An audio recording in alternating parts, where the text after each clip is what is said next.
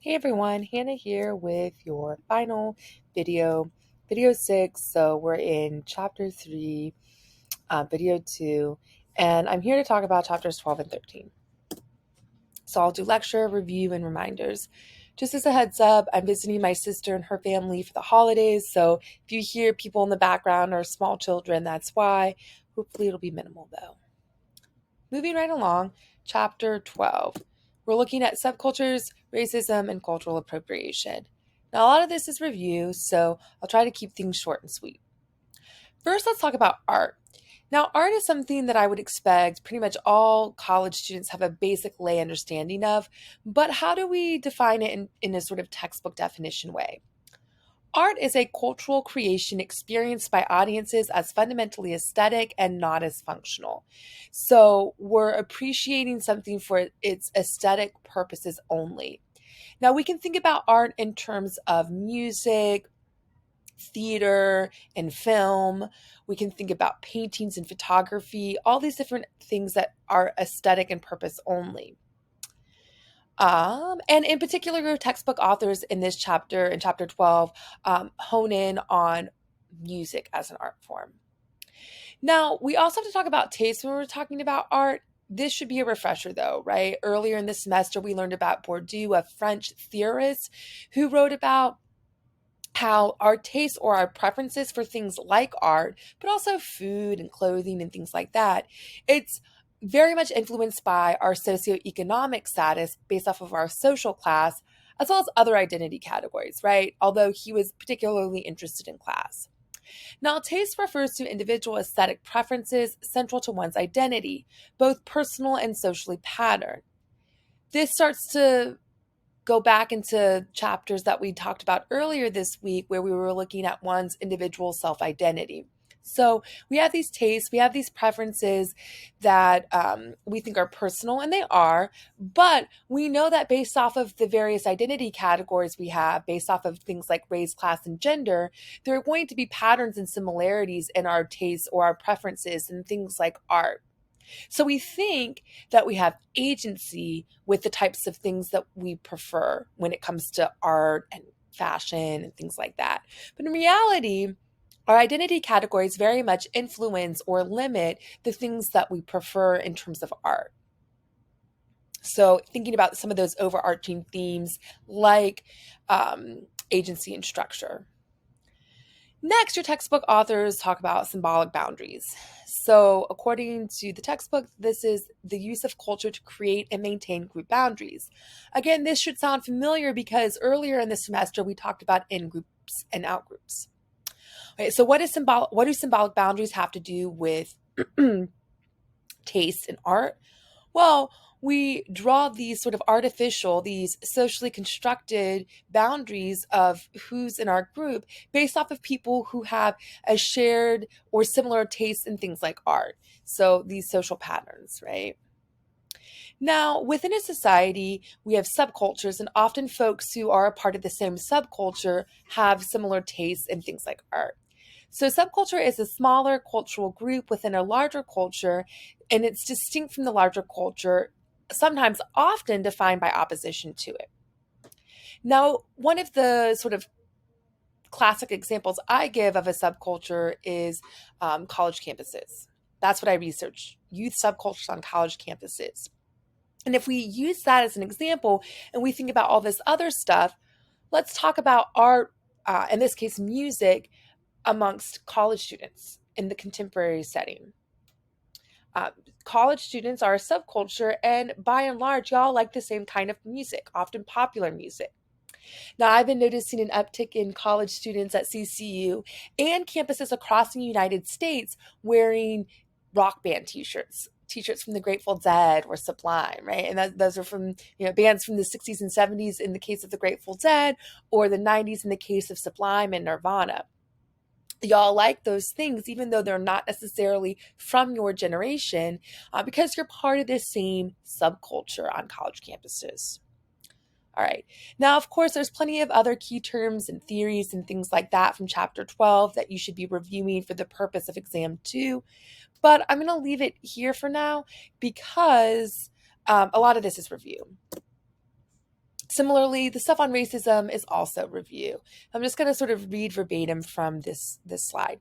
Racism, if you recall, is the hierarchical ranking and differential treatment of racialized groups. It can be interpersonal, so prejudice and discrimination, but it can also be institutionalized. So racism impacts social institutions, things like family, religion, education, politics. Now, I've talked talked a lot about that throughout the semester, so I'm not going to elaborate. But I do want to talk about prejudice and discrimination. Oftentimes, to a lay audience, these terms are used together. Prejudice is biased beliefs about a social group. So this really focuses on beliefs. Meanwhile, discrimination is differential treatment of persons, including denial of equal opportunities and rights based on perceptions and social constructs. So this is about treating people differently. You can see how the two go hand in hand, but how they're different. One's about beliefs and one's about treatment. And then, of course, this is review, but discrimination is very much steeped in perceptions and social construction of how we understand people who are quote unquote different. Now, the last two items on this slide should be a little bit new. We have white privilege and cultural appropriation. Note that I put the term white in parentheses and your textbook authors do not. I'm going to talk about that a little bit more in a second. But white privilege refers to advantages that white people experience because of their race, and it's often invisible to those people who are experiencing privilege. And of course, this doesn't make people who experience privilege, in this case white folks, bad because of these advantages that they just inherently have for existing. But it does mean that we need to analyze what this means for how people interact in our social world. All right, so why, and this should sound familiar from the privilege walk that you all watched and wrote about for an earlier discussion post. Now, why would I put the term white in parentheses? Well, I do that because in this chapter, where we focus on subcultures, racism, and cultural appropriation, we're talking about race and privilege. But there are other ways in which people can be privileged within our society based off of other identity categories. So this is sort of getting at intersectionality in practice. Folks can be privileged based off of other identity categories such as gender and class. We live in a patriarchal society. We learned that in chapter 7 when we talked about doing gender. This means that we live in a male-dominated society. That means in terms of gender, men have privilege. And then, of course, folks who are from more affluent socioeconomic classes, they're also going to have privilege in our society. So we can extract this term privilege where we're talking about it in terms of race and apply it to other identity categories. So that's where the parentheses come from. Finally, on this slide, we're talking about cultural appropriation. This is the use of cultural elements by outsiders, non-members of the cultural group traditionally associated with this tradition. So in mainstream popular culture, we might see the term cultural appropriation used when white pop stars don hairstyles that have been historically only worn within the Black community. So we see pop stars like Miley Cyrus or Katy Perry wearing cornrows. That's cultural appropriation. We might also see cultural appropriation with indigenous culture. So if you go to a music festival or a concert and you see people wearing headdresses and other indigenous clothing, and they're not indigenous, that's cultural appropriation of indigenous culture. That one is often, it tends to not be called out as much. Essentially, anytime you're wearing other people's culture, so not your own culture, as a costume, let's say for a Halloween party or for a concert or what have you, that's cultural appropriation. And again, we see this term being used in a lay audience on social media and stuff like that. We might see people accusing pop singers of cultural appropriation, but do we always know what that means? Can we define it? Well, now you can. All right. So that leads us to the final chapter, chapter 13. Chapter 13 focuses on masculinity, industry, and environmental sustainability. I'm not going to really look too much at masculinity for the purpose of this video because we've talked so much about gender throughout the semester. So I'm going to look more at industry And that'll be sort of the focus of chapter 13 lecture. So first we have to talk about cars because that's such an important aspect of Western, but in particular US culture. We can think about cars as material aspects of our culture, and sort of the symbolic or cultural aspects of cars as well. So cars are material things. They are goods within our society, stuff. But they also are symbolic culturally. If you see a car, oftentimes we think American, US culture, especially if it's an American made car, right? Like Ford. Now, we also know that people's identity categories are often wrapped up in the type of car they drive. So, again, thinking about Ford, if we think about like a Ford F-150 pickup truck, we know that that's synonymous, at least in the United States, with masculinity, right? But how do we get there?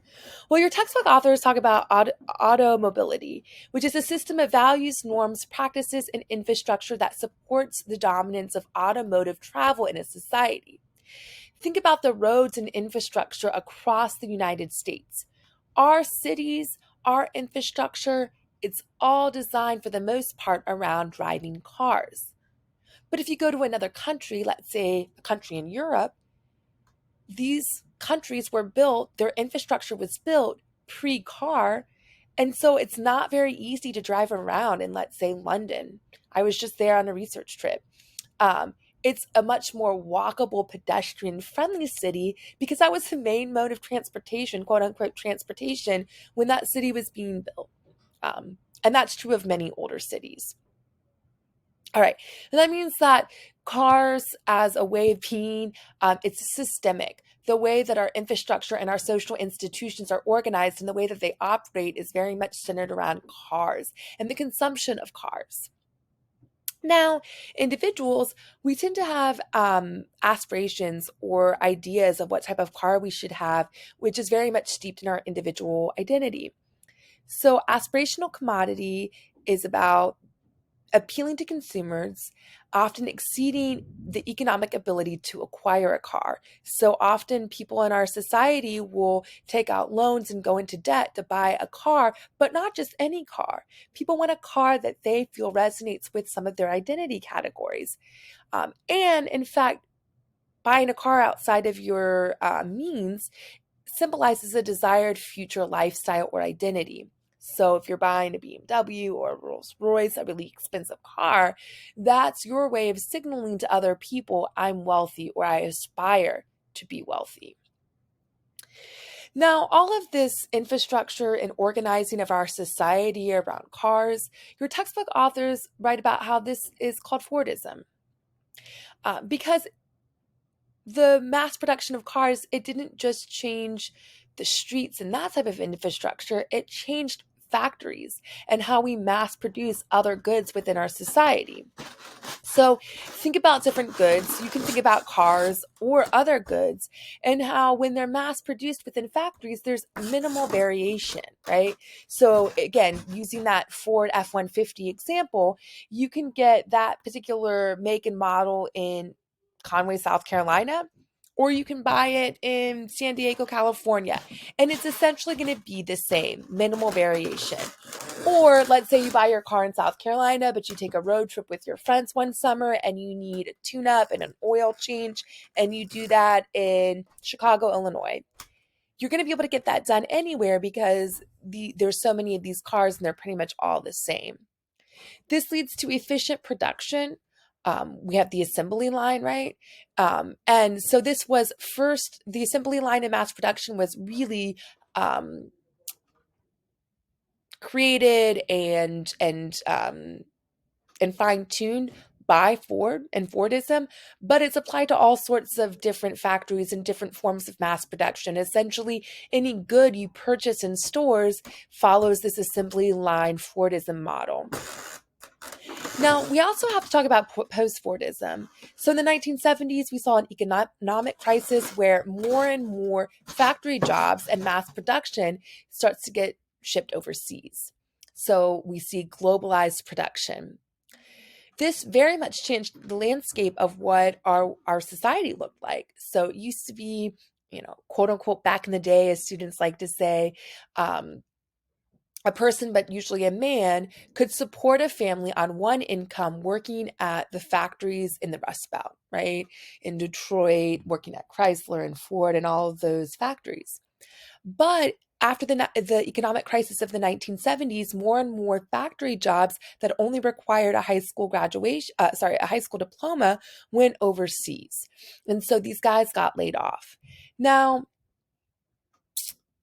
that had consequences for what our employment looked like in the United States, what type of jobs people had access to, and it also impacted educational attainment because more and more people started realizing, oh, maybe I need a college degree now to support my family.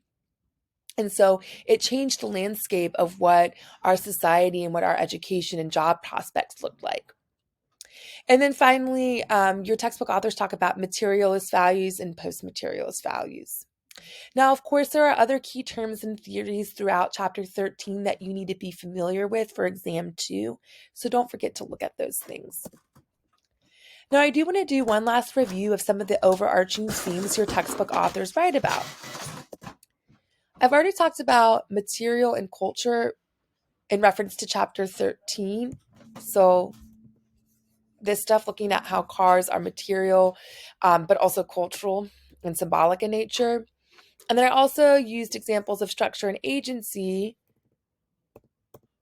in our review of chapter 12, sort of looking at how we think we have agency when it comes to our tastes and our preferences and things like art and music, but in reality, the choices we have access to are very limited based off of our identity categories. I've also talked about intersectionality a lot throughout this video, so I'm going to end by talking about the macro and micro stuff. Let's apply macro and micro to chapter 13 in our conversation on industry. If we go back to this 1970s economic crisis and mostly men being laid off from factories because of globalized production, we can think about, okay, well, this impacted individuals and folks on a micro everyday level in that people were getting laid off. That really hurt people on an individual level. People who had those jobs couldn't pay their bills, they couldn't support their family. It had a lot of negative consequences on individuals in their everyday lives. But we also see macro, large scale structural consequences to this economic crisis, this post-Fordism era, because now we're starting to see how the economy has changed, how educational attainment has changed. So education as a social institution has changed. High school diploma used to be the gold standard for being able to support a family, but then now college education, having a college degree, became the new gold standard. And I would argue nowadays, graduate school is often necessary in a lot of fields if you plan on supporting a family on one income. But I've digressed.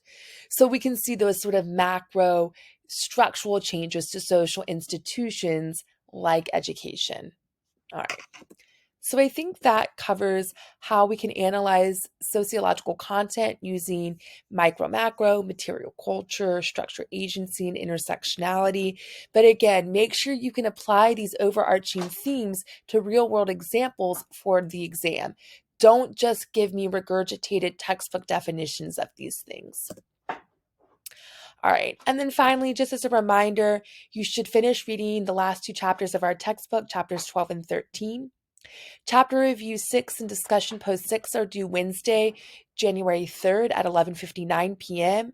If you've completed chapter review 1 through 5 and you have 10 out of 10 on all 5 of them, you don't need to do number 6 because I drop your lowest score. Similarly, if you've done discussion posts 1 through 5 and you have a 10 out of 10 for all 5 of your discussion board posts, you don't need to do number 6 because I also drop your lowest discussion board posts. If you have any questions about dropping of grades or anything like that, feel free to email me. I'm happy to discuss those things. I will say I don't discuss grades via email, so you will need to schedule a Zoom time with me so we can talk in real time. Finally, exam 2, your final exam is Thursday, January 4th. It's very similar logistics to the first exam. It'll be multiple choice, true, false, all that, 50 questions, an hour and a half. Um, it will open at least 24 hours before Thursday, so it'll open on Wednesday. Although it does go until 11:59 p.m. on Thursday, you need to start by 10:29 p.m. at the latest on Thursday to get your full hour and a half. But other than that, that's all I got. We made it. Thank you for a very successful semester, and I hope to see some of you on campus in person in the spring. Bye, everyone.